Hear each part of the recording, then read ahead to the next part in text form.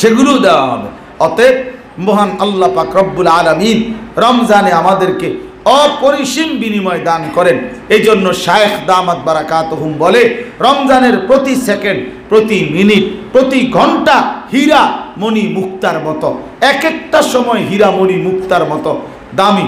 এই জন্য দয়া করে এইবার রমজানের আগে আমাদের ইসলাহি মজলিস তো রমজানের আগে আর নাই, এই জন্য আজকের এই মজলিস থেকে মা বোন সহ বাবারা সবার কাছে অনুরোধ, আমিও আপনারাও মাহে রমজানের আলাদা প্রস্তুতি নেন, মাহে রমজানের জন্য নিজেকে আলাদাভাবে রেডি করেন। মাহে রমজানে আল্লাহর ইবাদত বেশি করবেন, আল্লাহর মধ্যে, আল্লাহর বন্দিগির মধ্যে নিজেকে ডুবায় দিবেন। গুনাহ থেকে শতভাগ যে মাসের মর্যাদা বেশি, সেই মাসের গুনাহের কারণে আল্লাহর রাগও বেশি, আল্লাহর রাগও বেশি। এই জন্য দয়া করে আপনারা এক নাম্বার কথা হলো সমস্ত গুনাহ থেকে বর্জন হয়ে আল্লাহর ইবাদতের মধ্যে পুরাপুরি মনোযোগী হবেন। আমার বিশেষ অনুরোধ, এই একটি মাসে আল্লাহ তাআলার ইবাদতের গুরুত্ব দিলে আল্লাহ বলছে আমি তোমাদেরকে মুত্তাকি বানাবো, জান্নাতি বানাবো।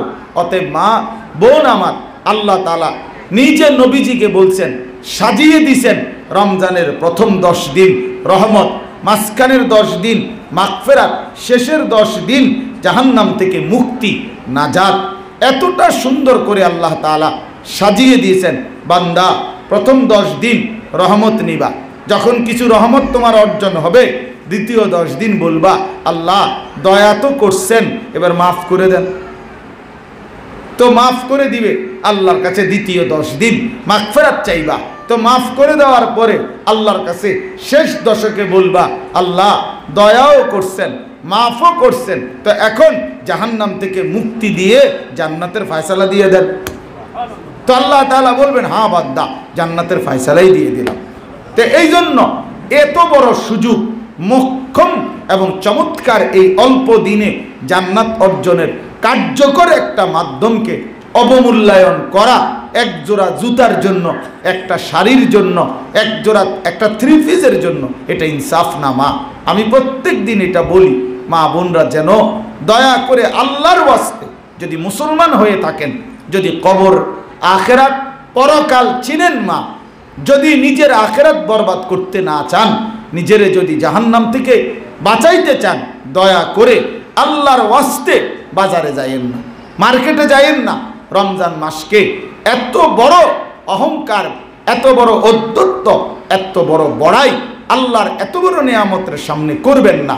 বরং পুরা রমজান বাজার, মার্কেট, কেনাকাটা এটা টোটালি বন্ধ করে দেন, টোটালি বন্ধ করে দেন, একদম বন্ধ করে দেন।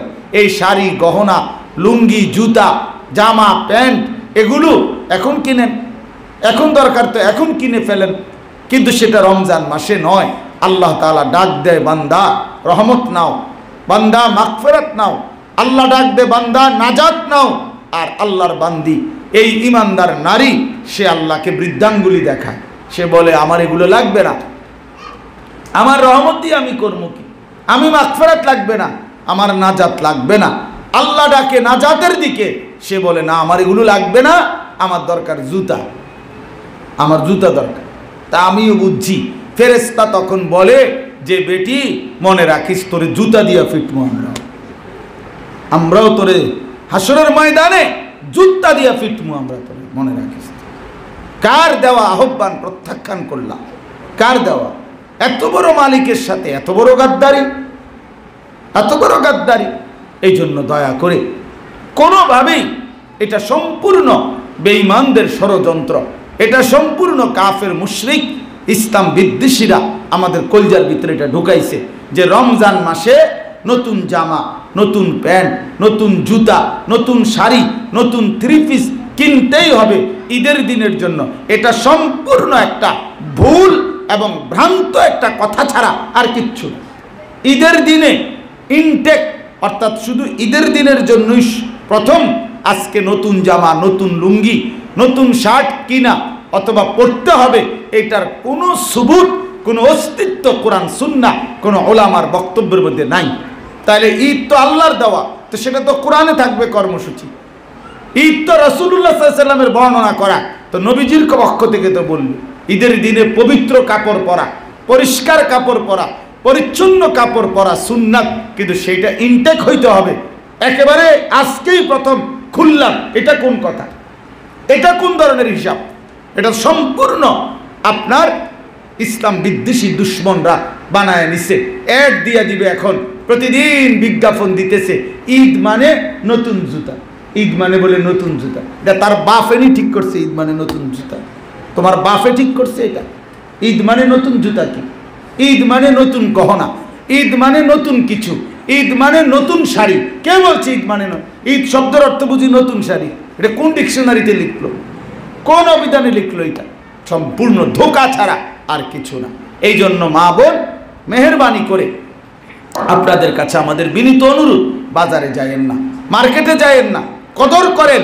আখেরাত অনেক লম্বা সফর মা, আখেরাত অনেক লম্বা সফর, কবর অনেক লম্বা সফর। এত লম্বা সফরের জন্য খামখেয়ালি করেন না, মস্কারি করেন না। জানতেন ভাবে আখেরাত হবে না। আখেরাত মামার বাড়ি না, আখেরাত শ্বশুর বাড়ি না। আখেরাত আপনি মনে করছেন মসজিদে বা কোনোখানে 10,000 টাকা দান করে দিলেই আখেরাত না, এত কম পয়সায় আখেরাত না। আখেরাত অনেক দামি, আখেরাত অনেক মেহনত করে অর্জন করতে হয়।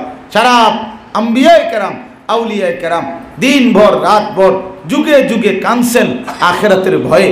অতএব এটা মামুলি না। আপনাদের কাছে অনুরোধ, সর্বশেষ আর 1 মিনিট একটা কথা হলো, যেটা আমার শায়েখ আজকে আসতে পারেন নাই এই মুহূর্তে আপনাদের মজলিসে, হযরত যেটা বলে যে ইফতারের সময় মা বোনদের সবচেয়ে বড় একটা বিষয় হলো রাসূলুল্লাহ সাল্লাল্লাহু আলাইহি ওয়াসাল্লামের হাদিসের আলোকে ইফতারের সময়টা দোয়া কবুলের সময়। অতএব ইফতারের আগ মুহূর্তে এই 10টা মিনিট 15 মিনিট উচিত নীরবে বসে আল্লাহর কাছে দোয়া করা, প্রতিদিন দোয়া করা উচিত। কিন্তু আমাদের মা বোনদের একটা বড় মুসিবত হলো, ওনারা এই টাইমে ইফতারি বানানোর ক্ষেত্রে এত ব্যস্ত থাকে যে আজান হয়ে গেছে, তারপরেও এখনো আপনার বেগুনি বাকি, আলুর চপ বাকি, বা একটা না একটা হয়তো টমেটো সালাদ বানানো বাকি, এই একটা না একটা কিছু বাকি থাইকেই যায়। এই যার ফলে পুরাটা সময় ইফতার পর্যন্ত এই বেচারি, এই মহিলা আপনার আল্লাহর কাছে কিছু চাইবার আর টাইম থাকে না। মনে রাখবেন, যখন যেই সময়ের মুহূর্ত, এর পরে তো সেই সময়ের হুকুম আর থাকে না। আপনি ইফতারির পরে দোয়া করলে ইফতারির আগের দোয়া তো আর আপনি পাইলেন না। এই জন্য অনুরোধ, আপনারা ওইভাবে টার্গেট রেখে ইফতার বানাবেন যেন কমপক্ষে 15 মিনিট 20 মিনিট আগে আপনি অবসর হয়ে আপনি আপনার দোয়া করবেন। ঘরওয়ালাদেরকে বুঝাইয়া বলবেন, এটুকু সময় আমারও দোয়া করার সুযোগ দাও, আমারও তো আখেরাত আছে। স্বামীরও যেমন আখেরাত, স্ত্রীরও তো আখেরাত আছে, মারও তো আখেরাত আছে, বোনেরও তো আখেরাত আছে। এই জন্য দয়া করে প্রত্যেকেই আপনারা ঘর সংসারের সাথে পরামর্শ করে ইফতারের সময়টা একটু কমিয়ে আল্লাহর কাছে দোয়া কান্নাকাটি করবেন। মাহে রমজানকে কদর করবেন, শবে কদরকে তালাশ করবেন। শেষ দশক যদি সুযোগ হয় কারো ঘরে একান্ত নিভৃত জায়গা নির্ধারণ করে এতেকাফ করার, তো মা বোনরা এতেকাফও করতে পারেন। আল্লাহ নবী সাল্লাল্লাহু আলাইহি সাল্লামের স্ত্রীগণ সকলেই, নবীজির বিবিগণ এতেকাফ করতেন। আল্লাহ তাআলা আমাদেরকে তৌফিক দেন, কবুল করেন। আমিন। সুবহানাল্লাহি ওয়া বিহামদিহি।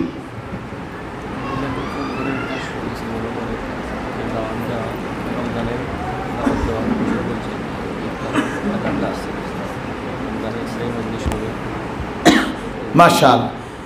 মা বোনদের কাছে বিশেষ অনুরোধ হইল, আমাদের আলাদা নতুন ভবনের কাজ মাদ্রাসার বর্তমানে আপনারা যেখানে আছেন তার সামনে, ওইখানে নতুন ভবনের কার্যক্রম শুরু হচ্ছে। আপনাদের কাছে বিশেষ করে মা বোনদের জন্য, মেয়েদের পড়ালেখার জন্য ওই ভবন তৈরির কাজ শুরু হবে। আপনাদের শুরু হয়ে গেছে, মাশাআল্লাহ, শুরু হয়ে গেছে অলরেডি। তো মা বোনদের কষ্ট হয়, সব সময় আপনারা আইসা বসতে কষ্ট হয়, চলতে ফিরতে, ওযু ইস্তেঞ্জা, আপনাদের অনেক পেরেশানি হয়, আমরা এটা বুঝি। তো ইনশাআল্লাহ আপনাদের কাছে দোয়া চাই আমরা, যে আপনারা আমাদের এই ভবন দ্রুত গতিতে যেন তৈরি হয়, আপনারা দোয়া করবেন। এবং এই ভবন